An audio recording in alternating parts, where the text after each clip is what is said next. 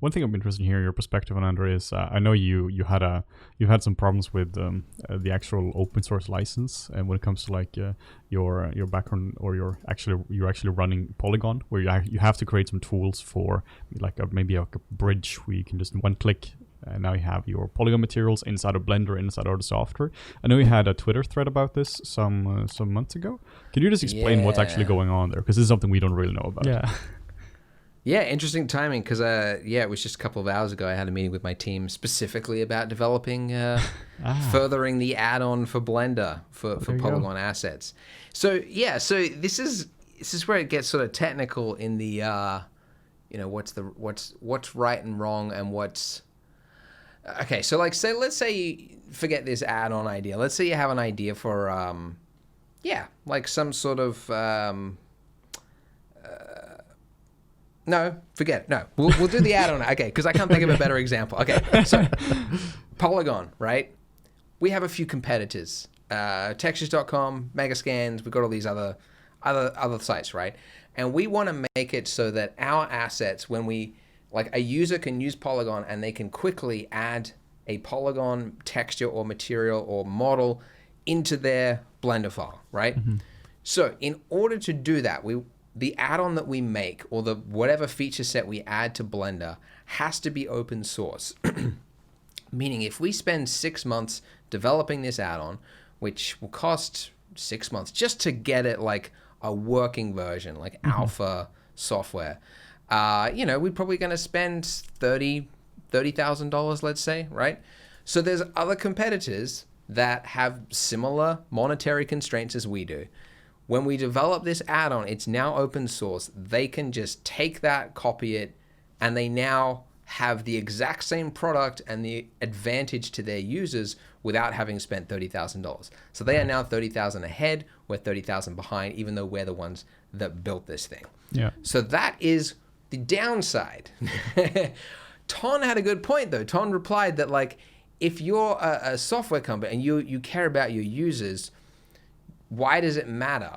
Like, you should just be caring about your users. You're thinking about it from the point of view of you've got competitors and you're trying to beat the competitors, whereas open source is the opposite. It is trying to just make things better for users, which I do get that, but it removes all the incentive to make the thing in the first place. Yeah. You know? Like, there are some killer add-ons that I think Blender needs, like say for architecture, right? Like it's just an amazing like architecture suite to like, drag and drop things and just like add cabinets and have all these handy things. But you can't monetize that.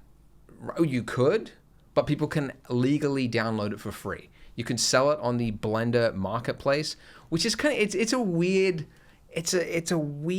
thing that Blender has going, where there are add-ons which are just code that is actually open source, that are being sold on the Blender marketplace for like $200. There's like eCycles, for example, right? This like cycles optimization thing. It's open source, so you don't have to pay for it, but you do if you want to download it. Like, and this is the other thing that I don't get how this is going to work. I think this is one of those things where it's worked for Blender so far, getting to this small stage, but I don't know if it's going to hit problems in the future.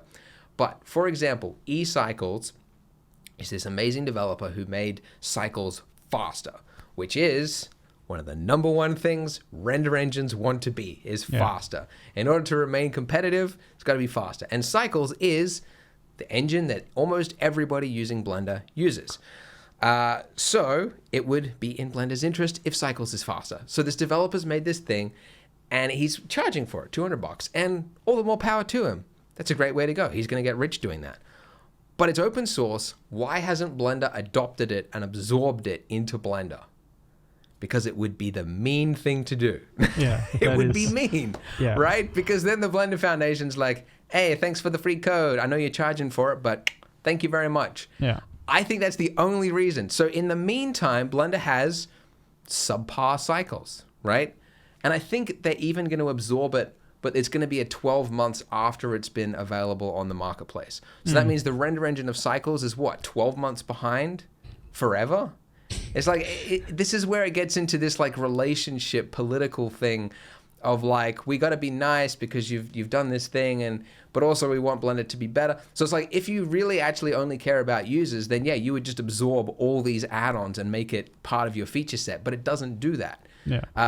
The Blender Market guys, CG Cookie, they made an add-on called Retopo Flow. Have you used it? Yes. I've seen it. It's talked about a lot, but it's not for 2.8 yet, right? Oh, really? Yeah, it's still, okay. It's still it alpha or beta. It's still in development. Okay, yeah. Yeah, so that add-on, it's been out five-ish years now, and I'm sure those tools would be great if they were in Blender, but they're not, because it's a paid add-on. They could, but they're not doing it. So this is where it very quickly just gets hairy, and it's so much. I mean, there's problems with this as well, but like having a closed source system where people can develop code and actually retain the rights for it. I think I think that kind of works for a lot of cases. And yeah, it does mean that some people are restricted. The guy that's in India and he can't afford the add-on, and it's closed source add-on that does these amazing tools, he can't get access to it. So Ton's idea of like make everything free and open source, yes, it's cool, it's great, it's worked so far maybe, but it also is removing incentive, because I'm not going to make that architecture add-on. I might not make that bridge software. I don't know. Because the incentive is removed. There is no monetary incentive to developing an add-on when it can be given away for free. So that's the problem that I foresee. And I don't know the ways around it. It's hairy. Here's the one caveat is things that extra assets that work with an add-on. So for example, there's a guy who makes Grasswold add-on, which is like a grass thing, but it only works with his model. So he's got these models which are sold separately, or they're sold with the add-on, right? That's very smart. So yeah, you can take this code and you could actually make your own grass add-on and have your own grass stuff with it, but it's packaged together, so it's like that's like a way around it, right? You have extra stuff that's in it, but you as just code you can't. Yeah. Anyway, I don't know. What do you guys think? I think it's the same way actually that WordPress works. Like you have a bunch of sites. Like if you have WordPress plugins and the like, there's a bunch of sites around that just take and download all WordPress plugins and then they resell them for like $5. Because of their license system, it allows you to. I mean, you can just resell. I'm curious if it's the same thing then with like, I don't know a lot about this kind of licensing, but it's the same thing. Like if we just bought. We're not going to do that, but if we just bought everything off the Blender market and then just resold it on FlippedNormals for like $1, I'm curious, like, I mean, that would be a shitty thing to do, but I mean, technically, like if that's the sort of how the system is built up, people could do that. But like, I 100% agree with you, Andrew, that it removes the incentives for companies. Like, I mean, yeah, being nice to users is a great thing, but you still need to eat. Except when things don't get built for the users because nobody's going to do it because there's no incentive. Exactly. Yeah, because if you were to develop this now and release it for free, and now the argument is, it's really nice for users. Yeah, but you're $30,000 down now. That means you're going to have to recuperate that somehow. So you're going to have to increase your prices, or then you might lose customers, whatever it is.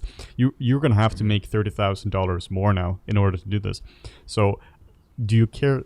You need the incentive for this. I mean, I don't know what the solution is with an open source software like that, where that is the license model. Like you say, it's like with eCycles. Yeah, I mean, it sucks that Cycles isn't as fast as it could be because there's an add-on for it. Blender, if they wanted to, they could just take that code and implement it, but it would be kind of a dick move. But at the same time, it's kind of what it needs. So it's very, very tricky. Like I said, it kind of relies on people being nice. People being like, it does. Well, we want this plugin developed. Okay, it's developed, and we will support it. And please, no one else steal it. Or, well, they're not even stealing it. They're just doing what the license says they can do. You can't even steal it. Like, it's impossible to actually steal it. It's impossible to steal it. I don't know what the solution is. You already own it. You know? Yeah. Yeah. And that's the other thing. It's like, it's being nice, But it's like, it's not even like adhering to its own rules of the universe. You know, when you watch a movie and it's invented rules for the universe and then just breaks those rules, you know, it's just got like plot holes. It's like, yeah, so you've got this open source system where the idea is that when you make a tool, it gives it away for free and so that everybody can enjoy the tool. And then you got the case like eCycles where it's like, we're not getting the tool for 12 months because you want to be nice to the developer. So it's like, it's not even adhering to its own like open, do everything for the users policy because it's being nice. So it's like, it's saying one thing, but it's doing another, which by the way is very Dutch. I learned that when I went on this Amsterdam tour and they're explaining like how the coffee shop thing happened, like historically, like how they're able to sell weed. And it was like, they said it's illegal. You can't sell weed. But they had these shops that were called coffee shops, not cafes, which I learned is the difference. If it's a cafe, it's an actual coffee shop. If it's a coffee shop and it's labeled as one, it sells weed. And the police and all the government and all the inspectors would say, nope, they're not selling weed. They are clearly labeled as a coffee shop. And everybody walks out of there smoking a blunt and they go, nope, not as far as I can see it. They, you know? So it was like saying one thing, but then doing another thing. That's amazing. Anyways. Yeah. But it is also cool though that you have it, because sometimes you have to develop the tools. Like if you are a studio, right, and you need Cryptomat. Like if you're doing a production today and you don't have Cryptomats, you are in for a world of pain. Like you're just not competitive when it comes to compositing, because the other studios are going to do compositing twice as fast as you are. And the same thing if you do need a lot of other tools as well. Maybe you need a model publisher, or you need to be able to send data between software. You need to develop this. It doesn't matter that you don't have an incentive. No, because you have an incentive, because otherwise you won't be able to survive as a company. And at least it means now that the tools you have to develop anyway, they will just become available because you have to. So in this way, it's also really good. Yeah. But I see the two sides of it, because you're not going to do anything extra, but you do have to release the tools which you build, which out of necessity. Yeah. Well, I mean, if you just build them, you don't have to do anything. Oh, that's true. You can just keep them for yourself. Yeah. Like, I guess if you want to make money on it, it's not guaranteed that you will. Yeah. If people stop being nice. But at least you have the tools anyways. If you share that tool, that add-on you build anyway, that doesn't really matter or not. No, exactly. At least it means if you share it, then anyone can get access to this amazing pipeline bridge or whatever it might be. Exciting. But at least I think this is a cool thing as well when it comes to the future of it as well, because now that all these studios and freelance and all these are starting to use it, there are going to be so many scripts and new plugins created. You've seen this from Maya for ages, because it's been used so much commercially. You know, you can't just sit and spend twice the amount of time which you might do for a hobbyist project or personal piece. You just have to get the job done quickly, and then you might pay a programmer to do it for you. And now afterwards you're like, well, might as well just share the script, or you do a little renaming script, which is 30 lines of codes, but it just saves your butt so much. You see this a lot in VFX, where basically all studios, they use the same model renamer. They use one called Comet Rename. They just take it and just enhance it a bit further, because every single person needs that. But you don't necessarily need it if you're just doing personal projects. So I think it's going to be massively influential for Blender when more professionals are using it. Because they're going to make scripts, plugins, and they're going to share them for free, or I guess for free anyway. Regardless. I mean, an interesting sort of like comparison there is like for FlippedNormals, for our marketplace, we have a file uploader that the creators use, and that is based off of the open source code for a application called Uppy. So, we hired a developer to take Uppy and integrate it into our system. And now that our integration of Uppy with WordPress is something that we can then resell to people. And then if we do resell that, they can do whatever they want with it, because it's technically that part of the open source license, I think, within WordPress. So I think it's the same thing. I'm not entirely sure, but it's we're not weird. Lawyers here. No. We are Polygon tractors. I'm interested, Andrew, to hear your opinion on, like, this is obviously one of the potential hurdles of Blender, but are there any other big things you think which can limit the growth of Blender? Any features or any attitudes in the community, or like anything in general which can stand in the way for the supreme world dominance of Blender as fourth superpower of the world? A couple of things. I think for one, it's the operational side of things, which I think could cripple it. In just, I mean, startups get it wrong all the time. You know, they spend money on things that just aren't in demand, or you can just like overshoot. I mean, for example, so Blender's been developing particle nodes. I don't know if I believe it was part of the development fund was used to fund to play it, or it might have been a volunteer, but I don't know. 4 years ago, I was having a conversation with the developer at the Blender conference about particle nodes, right? Yeah. Still not out. I don't know why, but a part of me thinks that if it was commercial software, they probably would have figured that out by now. They probably, because users would have wanted it. Maybe, I don't know. You could also argue that Autodesk has proven that that's not the case. But you know, particle nodes, like, I don't know why it's taken so long. I know there are challenges. I know there are things you don't know until you start a project. But part of me thinks that I don't want to like criticize it, but it feels like an inexperienced developer with no guidance. I don't want to criticize. I don't know anything about it, but it feels to me like a volunteer or like somebody with not a lot of experience. You know, like we recently hired someone at Polygon who is basically became our COO with Silicon Valley experience. She worked in Silicon Valley. She knows all that, the whole startup culture, and the way she approaches these problems of projects and deadlines, and it's just mind-blowing. It's immediately clear the difference between somebody who worked in Silicon Valley and somebody who didn't is they just it's almost like they're on, what was that movie, Limitless? You know, where he takes the drug and he's just like, a magical drug.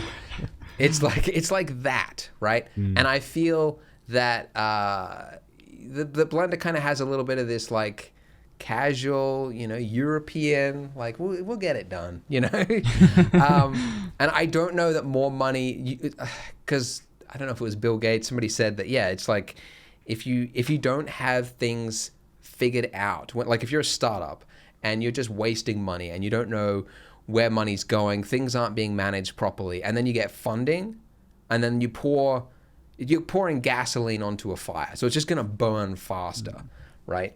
And I would hope, and it seems like it because that's what Todd said he was going to do, but he would spend a lot of the money up front operationalizing things. So I would hope that you would have somebody very experienced that is paid a lot of money probably to figure it, because I mean that's like a multiplier effect. You have the right person, you have somebody from Silicon Valley who just fucking is a rock star, they just smash it. And then they can like lead the teams that are working on these features. That's what I would hope. What could kill it is just like these studios that have just joined Blender. They see that the money that they've spent isn't being used effectively. I think that would. I mean, I'm a silver corporate silver. Polygon's a corporate silver member of the Blender Foundation. Sorry, the development fund, right? And if we see that features are announced or features are worked on forever and they're never finished, and you're looking at it and you're like, wow, that developer that's $40,000 a year. It's 4 years later. Where's the thing? And it's not there yet. It's not even usable. It's like, okay, you guys need to crack your heads, you know? So I don't know if that's the case, but it's like, I could see that being a problem. Like, people that come from that world of like getting stuff done and like paying for something and getting something delivered, if they came to Blender and they didn't see that, they could pull out. The other thing that is kind of a hairy one, if Ton died, that would be pretty bad. No, let's hope that it doesn't come to that. No, well, exactly. But like, I wish him a long life, and I hope he lives a long life. But also, he's the figurehead, and it's like, it's like if when Steve Jobs dies, it's like, that's like the heart of the company. How can it recover? And I'm sure Blender would recover in some way, but he's seen as, even though it's open source and it's anybody can contribute and do whatever they want and all that kind of thing, people are still people, and they look to a leader, and he's the leader. He's the guy. When he says stuff, he actually has the same vote as anybody else, but He doesn't because he's the leader. Yeah. So when he says stuff, it gets done. When he says that's not important for Blender, that gets done. And if he was to just tragically die, that would be the sad part. I'm not going to say that like we should only be thinking about code when somebody's life is ended. That would be sad, but also we're talking about Blender. So what would be sad would be what's going to happen. I feel the community would just kind of collapse and just who's leading this ship? And then people would make like judgments like, it was when Ton was leading, it was everything was better, and now it's not. Look what it's doing. And it's whether that's true or not, you won't know. But it would be this feeling of demotivation and like things are sloppy. So I don't know what would happen. Yeah. I think you would take over as the next the Blender next Ton. I mean, you kind of set yourself up for that. I wouldn't even be on the billing or if there was a vote. Yeah. No, but it's interesting because like I don't know any other software in the industry where everyone sort of like they know Ton. Yeah. Where they know his name and like people probably watch videos with him. And it's like it's always you see his name referenced and stuff when you talk about feature updates or where Blender's going. It's always like Ton said this. This is what Ton wants. You don't get that with Maya. Like no one. I don't know. It's like I don't know who's the CEO of Autodesk. No, like, he doesn't even know the Maya exists. No, exactly, probably. So it has that. It is an interesting dynamic there. Yeah, I like your interesting answers, Andrew, because a lot of people are just like, well, if we had $3 million, we would just hire, how much is that? That's 30 developers.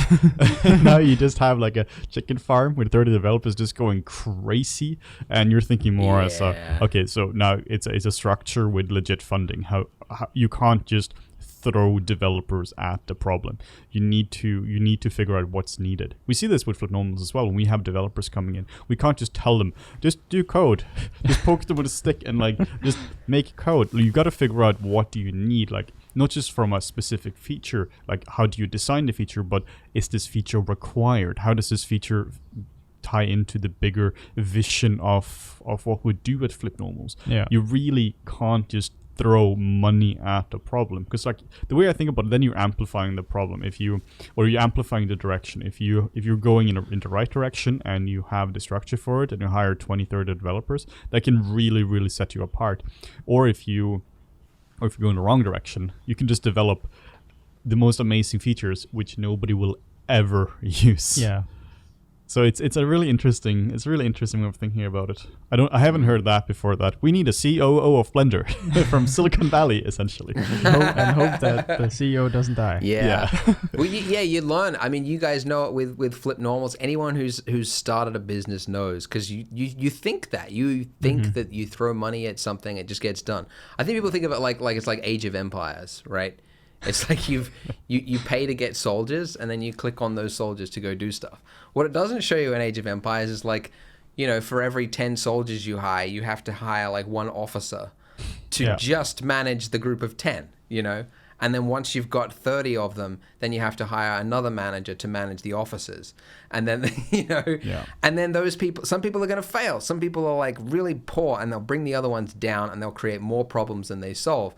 And you don't realize it until 3 months later. And it's never as simple as like just the money expands, so does it's never like a linear output. No. The best company, like that's what Google like has one of the best cultures in the world, because like the scale of Google, I can't imagine how they have retained their culture of sharing information and like collaborating and getting things done. Like the culture of that company is insane. Yeah. And they're just insanely huge. I'm just blown away that they're able to do that.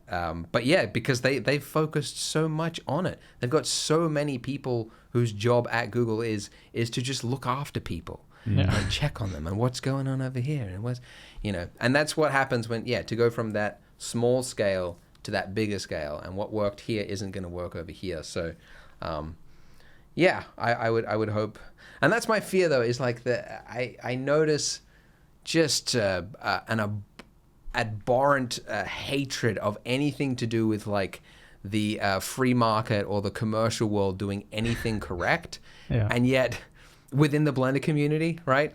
And yet there is so much that they could learn from that. Like hiring somebody who worked at Google, or hiring somebody who worked at Autodesk, perhaps. Oh, that's a crazy Treachery. thought. You know, but like, Yeah. I feel there's a lot that they could learn from that, and I fear that right now they're just they think that the open source world is just everything is better and everything is correct, but there's a lot of problems there, and yeah, I don't know. Yeah, it gets very political. Yeah. One thing though you can say about like the world of the free market, yeah, there are many societal problems and all that when you have crony capitalism, but one thing which the free market is doing insanely well is building good products. Like you get tight software, you get tight phones and computers and all that because there is a real incentive to do it. Yeah. And it's just been refined over so many years. So I totally agree. This is an area where you can learn a lot from how it's been done at other software. Yeah, for sure. No, and you can experience it whenever you deal with the government, right? Like I was using, because I have to lodge VAT. Even though I'm in Australia, I have to charge my customers VAT and then pay it to one of the countries, right? And so I chose the UK. And so the UK have given me this HMRC login, whatever that HMR, Her Majesty's Revenue or whatever it stands for, I don't know. And it's like they email you a PDF with instructions of how to log into their system, right? And the login, it's like this tiny thing in the top left-hand corner of the screen, and you click it, and like it doesn't recognize the thing, and then it'll ask you 3 times if you want to set up a separate 2-step verification. I'm like, definitely not. You can't even get this right. Do not do any. And they're like, I'll remind you next time. Don't remind. It's going to remind you. And then you go through the thing, and there'll be errors that it doesn't give you. And it's just like, if this was a company, it would have folded immediately. Nobody would use this product because it is absolutely painful. I don't lodge my VAT on time because it's painful. Yeah. It's so painful. I put it off.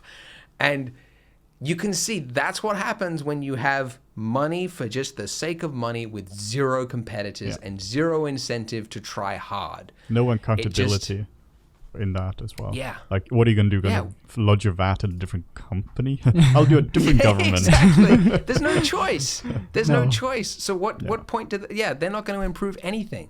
So it's like, whereas like, sign up to Behance or sign up for an Adobe subscription or sign up to any website that is trying to be competitive, and they will have figured it out. They'll send you like, hey there, you didn't take the first step in like verifying your portfolio, or hey, do you need a little tutorial to help you on the way, or like everything will be clearly, and they'll have figured out, because they've split tested like 10 different forms of like the correct way to like try to get people in the door.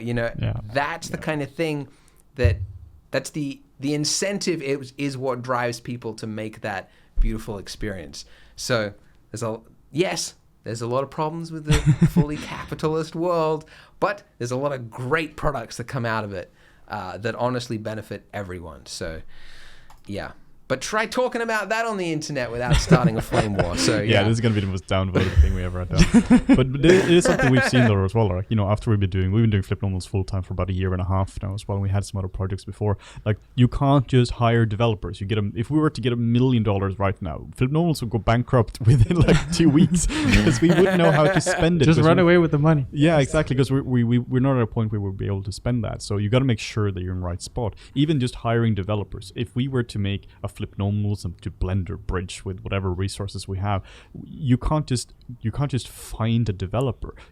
It's really hard to find somebody you can work with. We worked with people in the past on different projects, which it's really just been massively problematic because of that. Because you need to figure out that each person is good to work with. If you hire a person and that person is responsible for like upgrading the modeling tools and they do a bad job, you're not getting like slightly better modeling tools. They might completely screw it up. up. It crashes whenever you use like the text tool, because now the Boolean tool didn't work or whatever. You can just actually make it worse. Plus now you're like $100,000 down because of it's expensive. Yeah, and you to might hire spend the people. next year trying to salvage whatever you can from that exactly. piece of code.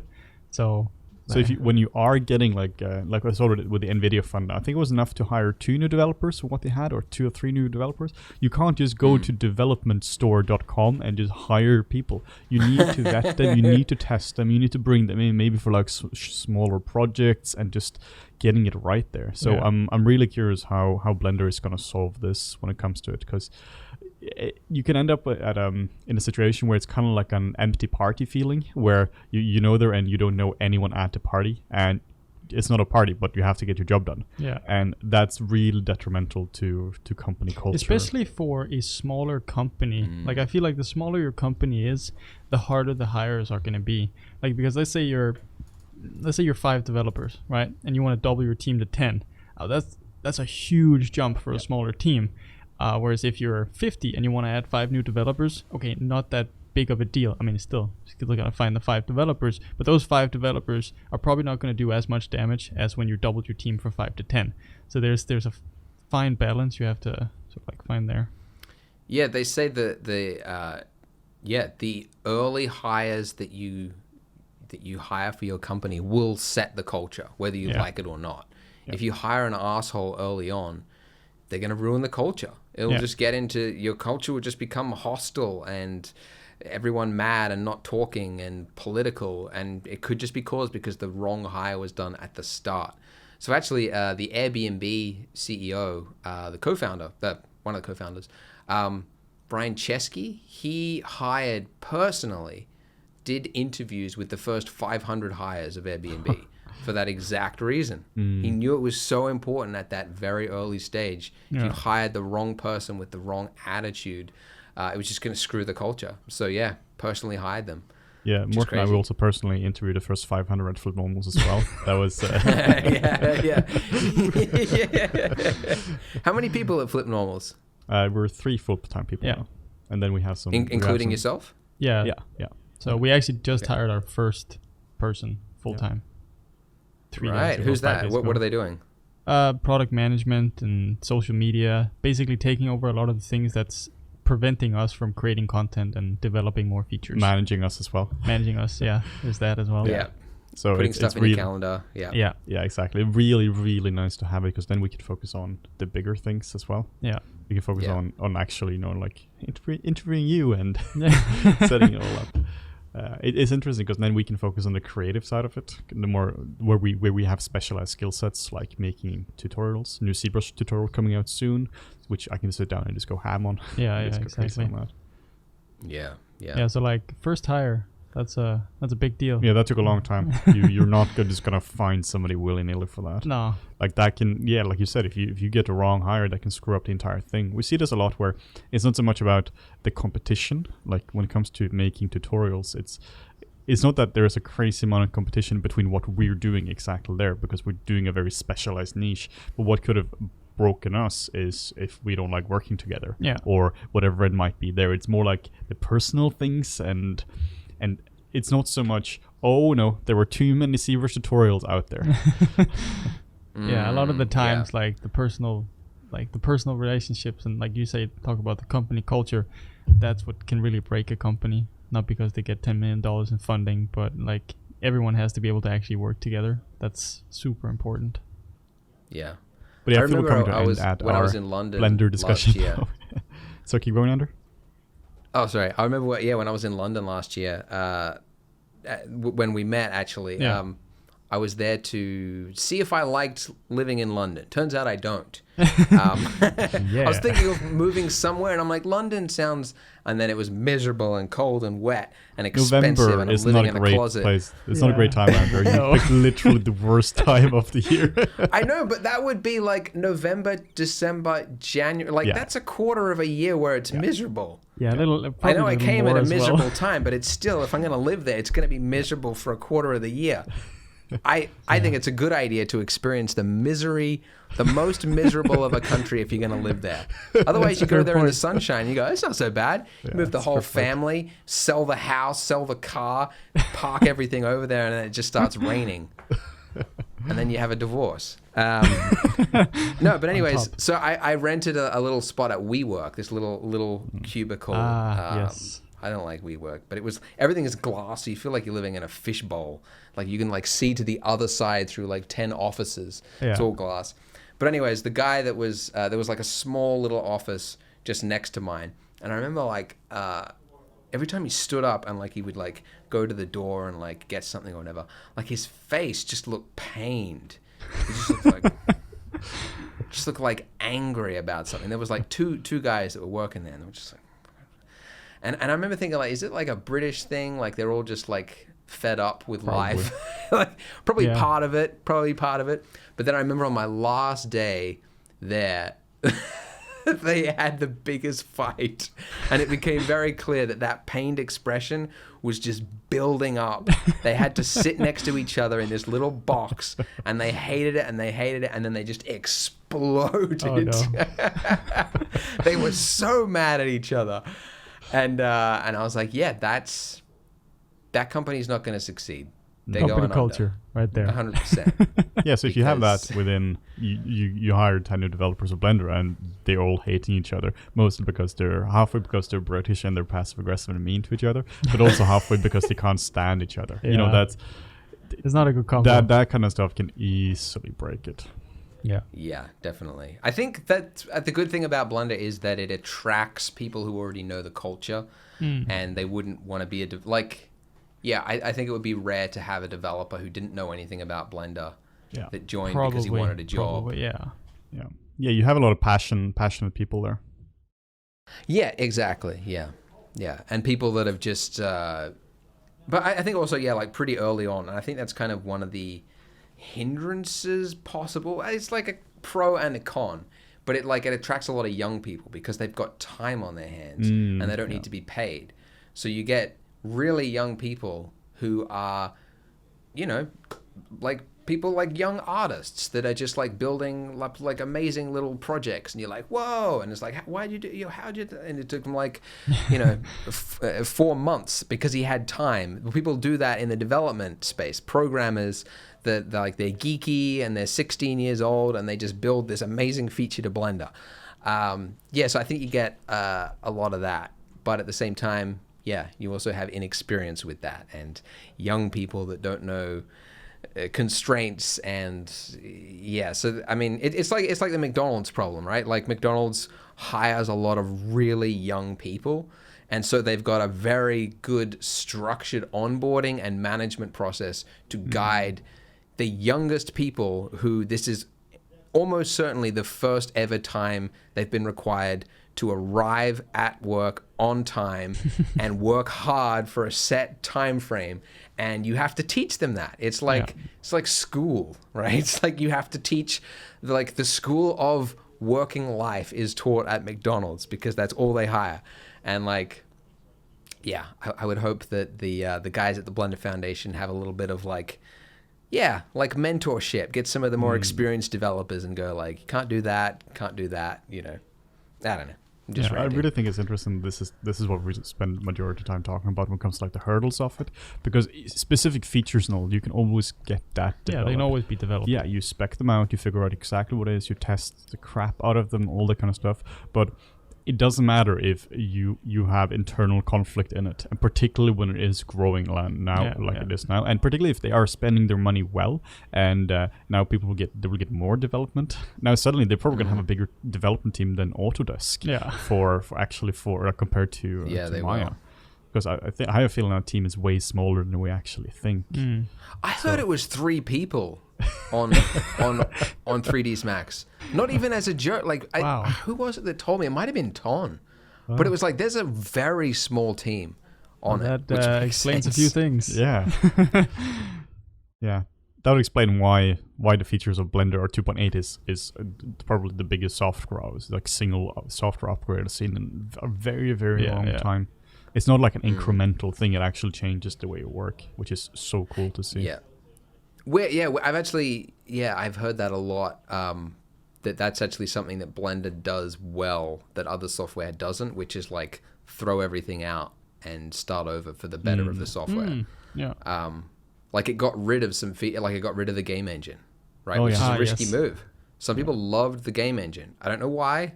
I have no idea why. But they loved it for whatever reason, because it was branded with Blender. I don't know. You could use Unity. You could use the Godot engine, all these other ones that are free. But they loved it. But it just hadn't been developed for like 10 years. Yeah. Like there was almost nothing was working about it. They also got rid of the internal rendering engine. There was one before. So there used to be Cycles and the internal rendering engine. And the internal rendering engine was the one that was default. And then with 2.8, they threw it out entirely, made EV the default. That's a risky move as well. What else did they throw out? They got rid of Radiosity back in 2.5. Is that like the bootleg version of GI? Of Global Illumination? What was that, sorry? Is that like the bootleg version of like a Global Illumination, or like? I think so. Yeah, this was like back in 2008-ish. And it would have been a feature that was developed before that, so probably like 2003, 4, 5, something. But they threw that out, and I remember people mad about that. Every time they throw something out, people are mad. But I'm like, good. Not because I like people being mad, but because it's holding everything else back. So I saw actually they 2.8 doesn't work with some really old graphics cards. Right. And when I saw that it wouldn't work for this architecture of graphics card, I was like, no one's going to care about that, because who has that graphics card? Boy, how wrong was I? Go to the comments. Everybody with that old graphics architecture. Like, you could spend $50 on a new card and it would, to get the next one. But people were upset and they felt victimized, that they'd been kicked out of the industry because they can't afford the latest thing. It's like, no, you can't afford the 5 years ago computer. That's why you've been kicked out. What other features would you kick out? What was that, sorry? What would you kick out? Any other features of Blender, like currently, or is it currently in a good spot? Yeah, what would I kick out? Particles. Particles are crap. They are so bad, but you need them. I use them every single time I need to make something, because I always wanted like scatter all the donut tutorials across things. What's that? All the donut tutorials, they all need the sprinkles. Yeah, the icing, the sprinkles on the icing. And why do the sprinkles intersect? That's the number one comment. How can I stop the intersection of sprinkles? The answer is you can't. Because it's not there. It doesn't have a bounding box like it should, like any good scattering system would. It doesn't have that. So my answer was hit the sample button or the seed button until you find a distribution where they're not intersecting as much as obvious as they could. That's the answer. It sucks. I feel particles have been just sitting there for a long time, which is why I'm interested in like particle nodes. That's why I'm upset. It's been 4 or 5 years. You see, this is a problem, right? If you're using this commercially as a freelancer, and now you've shown this beautiful donut to a client, and the client is like, "Cool, can you make the donut intersect?" And you're like, "No." Or can you move one of them over there and have the other one in the same spot? And you just randomly click like seed for like a minute. So it's where like you need specificity on it. That's where it's really tricky when it comes to like commercial tools, where it's what I mean, right? You can take it up to like 80% really quickly, like throw out some particles here, scatter some sprinkles across the donut. But if you need to be very specific with how you do it, like in other tools, you could probably take, first you would have the collision, but also you could probably take specific particles and only simulate these two around or whatever it might be. But to go from like the 80% mark to the 100% mark, like it requires probably as much development as the remaining features, because now you need to be so specific in what you need. It's very tricky when it comes to it. Yeah, it's like when you're making a piece of artwork, right? It's that last 2%, which takes up 50% of the time, which is insane. Yeah. But what do they say? Like, good is the enemy of great. No, it's like I think it's The full one is like good is better than good is like 10 times better than okay, but good is the enemy of great. Or I don't know the actual phrase. You're onto something. I mean, it is what happens. Like if we're doing a sculpt or something, getting up to something decent, you can do that within an hour. Okay, you have something that resembles a face, and you spend 5 hours trying to tweak the proportions a little bit and just like make the lid a little bit thicker or something. That's what we do when we do tutorials. When let's say it's a 3-hour tutorial, we just did this for the introduction to ZBrush 1. The first hour of the sculpt was sculpting like a troll figure. The first hour is full real time because that's where you get the most out of your buck. But then the remaining like 2-3 hours is sped up because you have to, because you actually can't see the differences, because you're just tweaking a little bit up, a little bit down here and there, and it's so tricky. But it still takes the majority of the time. Yeah. But you can't really see the difference between like the 1 hour mark and a 4 hour mark. You can feel it and it's way better. But it's not like, well, it has all the features, like it has the eyes, the nose, the mouth, all this kind of thing. Everything is just better and more refined, but it takes 3 to 4 times as long to get there. It's very tricky. Yeah, I've got I don't know, like a theory, but like when it comes to, like, I remember when I was doing this 2D drawing thing for 6 months, I made this presentation about the 7 habits that I learned among that. And like, I realized that, that last little bit took up the majority of the time, but actually that was the least amount of learning. Yeah. Like when I was drawing, yeah, like actually getting the foundations correct and the anatomy and the proportions, that was where most of the learning was. And that actually had the biggest impact on the final result as well. But it was that last bit of like getting in, like zooming right in and like sculpting the eyelashes and like putting a little crease in the corner of the lip and just like the texture of the lip that didn't add that much to it. And it took up so much time, and it didn't, it was, I don't know. So I think I'm looking for ways to kind of shortcut that, or like try to maximize as much attention as I can on the stuff that is like that bold stuff, that big stuff. So I'm actually learning caricatures at the moment. Oh yeah, I'm seeing that. It's looking really good. Yes, posting a couple of them on Twitter and stuff. And it's because I realized actually, like when I was drawing, like I did one of my wife and baby, and I was like drawing like this photorealistic face, and just being like a millimeter off made them look like painfully ugly. And like not even close to being a likeness of them. It was like, that's not them. And it was just like that for everything. The angle, the in proportion to everything else. So it was like I basically had to get a ruler out in order to measure the exact millimeter from here to here of the cheek, and then do that for the top of the nose, the bottom of the nose, the left of the cheek, this. And I realized like I'm kind of missing something, and that's where why I really like caricatures, because caricatures is the opposite. It's the wildest, stretchiest, most distorted look of the face, and yet it looks almost more like the person than they look like themselves, which is insanely to think about. Like I saw this one of like Bernie Sanders, and he's looked like almost like a koala, like big ears, and he's sort of like hold over a microphone or something, but it looks so Bernie Sanders. But how is that possible? And that's why I don't know, I feel like now that I'm learning that, I'm having a lot more fun, and it's, I'm kind of learning about likeness and why something looks like something versus something else, and why you can distort something so wildly and it can still look like them. It's a weird like perceptual brain thing, but it's all like in relation to everything else, the sizes and the air, like where you position the nose and the face and relative to the eyes.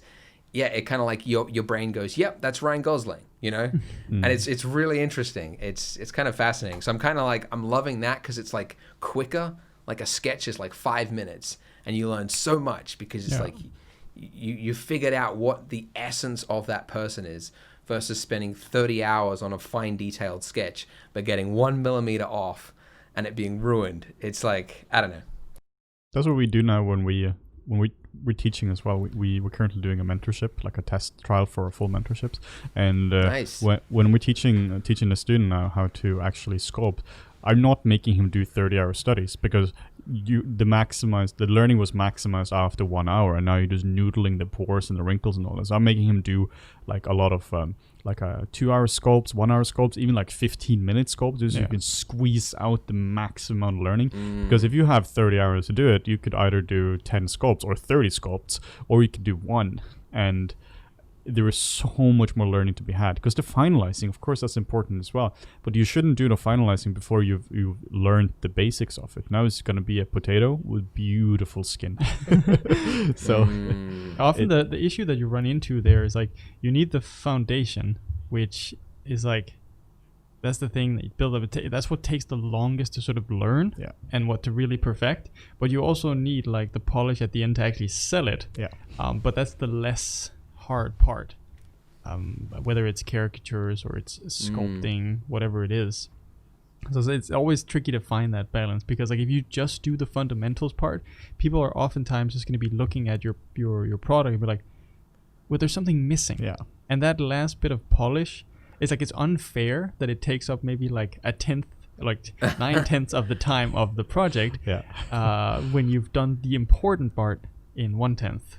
Yeah, it's interesting, but there's also like the 9/10 of the time for me is also like it's a labor. It's not necessarily that hard. You're just sitting down, and that's when I can actually put on my headphones and just listen to music and do all that, because it's just sitting there and you're just refining it. But if you were to screw parts of that up, you can almost work it up. But if you screw up the cheekbone placement or how far away the eyes are, it's like you said right under, where it goes from it looks fine to they just look sick, or they're not themselves anymore, because you screwed up the angle of the cornea.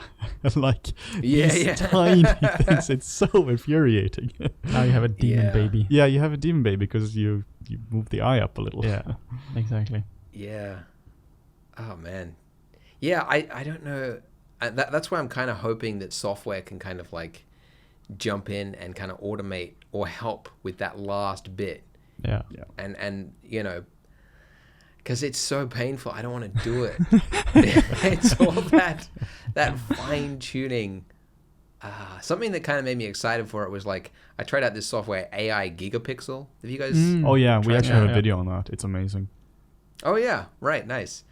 And I had this scene where I was just testing it out, but I rendered a kitchen at 50%, and I used AI Gigapixel to like maximize it to the full thing. And then I compared it with a render of the full size render at 100% versus this one. And I was comparing, what the difference is. And what was interesting was like in the back of the scene, there was a window and there was trees outside the window.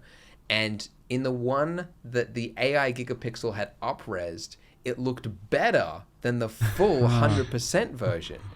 And I think what it was that it recognized that it was a tree, and it added in detail of little leaves and like color variations to make it look more like a tree than my tree actually looked like. And I was like, aha, it's the future. It's the future. It's going to add in detail where it's needed so that I don't have to think about it. That's what I'm kind of hopeful for, because I'm like, ooh, come on, give me that button that just like adds detail to everything. Yeah, you might be able to actually use this commercially all right now. You render in full res, now you scale it down to like a third, and now you up-res it again with Gigapixel, and now you just composite the two together, because now clearly it just added a tree texture and adds the leaves, the little pebbles, whatever it might be. So now you're just using AI in a smart way. That would actually be an interesting experiment to run.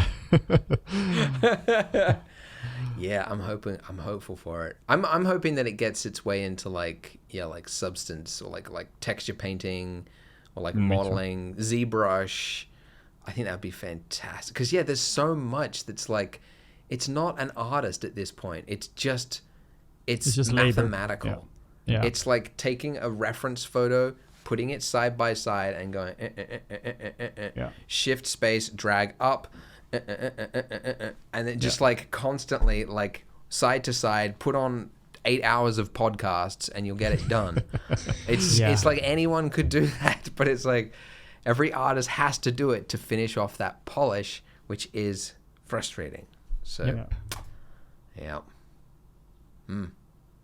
Well, we've been talking for a long time, I think. An hour and 40 minutes. There we go. Yeah. Oh, okay. Maybe we should split this into a couple parts or something, because that's going to be a long video.